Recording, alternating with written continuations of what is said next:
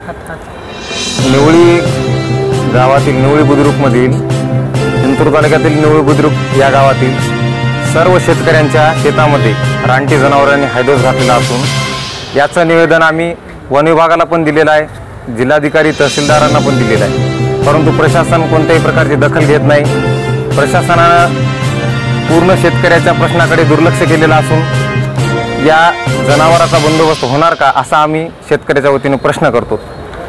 जिल्हा प्रशासन व वन विभाग याकडे गांभीर्याने लक्ष देत नाही, त्यामुळे सर्व शेतकऱ्याच्या माध्यमातून आम्ही येणाऱ्या काही दिवसामध्ये तहसीलदार साहेबांच्या कॅबिनमध्ये बसून एक डब्बा खाऊन अनोखं आंदोलन करणार आहोत। त्यामुळे योग्य वेळी सरकारनं प्रशासनानं याकडे लक्ष देऊन आमच्या शेतकऱ्यांच्या होणाऱ्या पिकाच्या नुकसान थांबवावं व पिकांना संरक्षण देण्यासाठी लवकरात लवकर योग्य निर्णय घ्यावा ही शासनाला विनंती आहे। माननीय जिल्हाधिकारी यांना आम्ही जिंतूर सेलू तालुक्यातील शेतकऱ्यांच्या वतीने निवेदन दिलेलं आहे। त्याच्यामध्ये आमच्या शेतकऱ्यांच्या मागण्या आहेत, रानटी जनावरांचा बंदोबस्त करण्यात यावा। रानटी जनावरे शेतकऱ्यांच्या पेरलेल्या उभ्या पिकांचं नासधूस करत आहेत, अक्षरशः रानडुकरं खड्डे पाडत आहेत, शेतकरी वारंवार पत्रव्यवहार करत आहेत।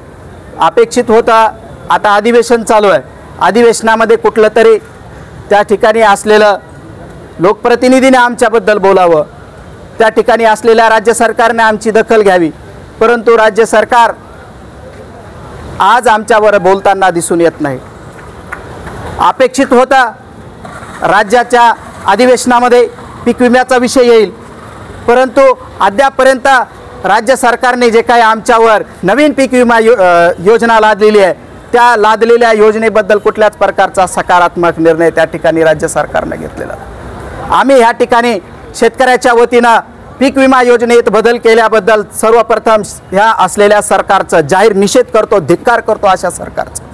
कारण शेतकऱ्याची योजना, शेतकऱ्यांना पीक विमा देणारी योजना होती, शेतकऱ्यांना 4 पैसे जेव्हा नुकसान झालं तेव्हा शेतकऱ्यांच्या खात्यावर वर्ग होत होते। आज 4 त्या ठिकाणी असलेले ट्रिगर्स राज्य सरकारने हटवलेले आहेत। देशामध्ये हरियाणा असेल, बिहार असेल, यूपी असेल, विविध राज्य असेल, उत्तराखंड असेल, बाजूचं असलेलं जे काही कर्नाटक असलेलं राज्य आहे त्या राज्यामध्ये देखील 4 ट्रिगर आहेत। विविध योजनेअंतर्गत विविध ट्रिगर अंतर्गत शेतकऱ्यांना पीक विमा योजना देण्यात येते, परंतु आमच्या राज्यामध्ये आत्ताच्या असलेल्या सरकारने पीक विमा योजनेमध्ये बदल केलेले आहेत। शेतकऱ्यांना जे काही पीक विमा योजना आहेत ती योजना शेतकऱ्यांपर्यंत आता पोहोचणार नाही। सरकारने त्याच्यामध्ये जे काही बदल केलेले आहेत ते बदल तात्काळ रद्द करावेत। आणि जिंतूर तालुक्यामध्ये निवळी नावाचं गाव आहे, त्या व्यतिरिक्त पूर्ण तालुक्यामध्ये उपकेंद्रावर आणि केंद्रामध्ये त्या ठिकाणी डॉक्टर्स नाहीत। आज पावसाळा चालू झालेला आहे, पावसाळ्यामध्ये रोगराई पसरते आणि रोगराई जरा आपणाला आवरायची असेल तर त्या ठिकाणी निवासी डॉक्टर पाहिजेत आणि निवासी डॉक्टर त्या ठिकाणी देण्यात आले पाहिजेत। त्या व्यतिरिक्त विविध प्रकारच्या आमच्या मागण्या आहेत। आमची करपरेची मागणी आहे, आमची कर्जमाफीची मागणी आहे, शासनाने त्याच्यावर दखल घेतली पाहिजे।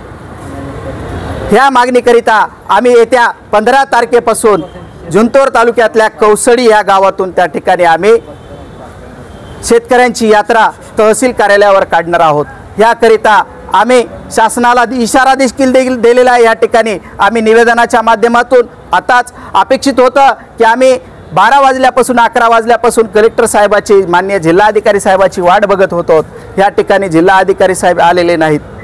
आम्ही वारंवार सन्माननीय जिल्हाधिकारी साहेबांच्या निदर्शनास आमच्या जे काही दुधगाव महसूल मंडळ असेल, परभणी जिल्ह्यातल्या विविध महसूल मंडळातल्या आम्ही बाबी लक्षात आणून देण्याचा प्रयत्न करतो, परंतु जिल्हा प्रशासन असेल, राज्य सरकार असेल, आमच्या मागण्यांवर गांभीर्य घेताना दिसून येत नाही। याकरिता आम्ही या ठिकाणी निवेदन दिलेलं आहे आणि निवेदनाच्या माध्यमातून आम्ही 15 तारखेचा आंदोलनाचा इशारा दिलेला आहे। आम्ही शासनाला देखील इशारा दिलेला आहे आणि शेतकऱ्यांना देखील आवाहन करतो की जिंतूर तालुक्यातील कौसडी येथून आम्ही एक यात्रा त्या ठिकाणी जिल्हाधिकारी आणि तहसील कार्यालयावर काढणार आहोत आणि आमचं आंदोलनाचं स्वरूप असं असणार आहे की आम्ही प्रत्येक गावामध्ये शेतकऱ्यांना शेतमजुरांना भेटी देणार आहोत आणि जिल्हाधिकारी कार्यालयावर तहसील कार्यालयावर जेवणाचा कार्यक्रम त्या ठिकाणी आमची पंगत असणार आहे।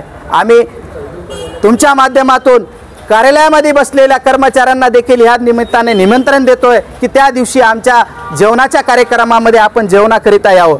आम्ही तुमच्यासाठी त्या ठिकाणी त्या आमच्या माध्यमातून आमच्या शेतकऱ्याच्या वतीनं तुम्हाला जेवण्याची त्या ठिकाणी निमंत्रण देतोय आणि शेतकऱ्यांना सुद्धा या ठिकाणी आवाहन करतो की हजारोच्या संख्येने आंदोलनात सामील व्हावं।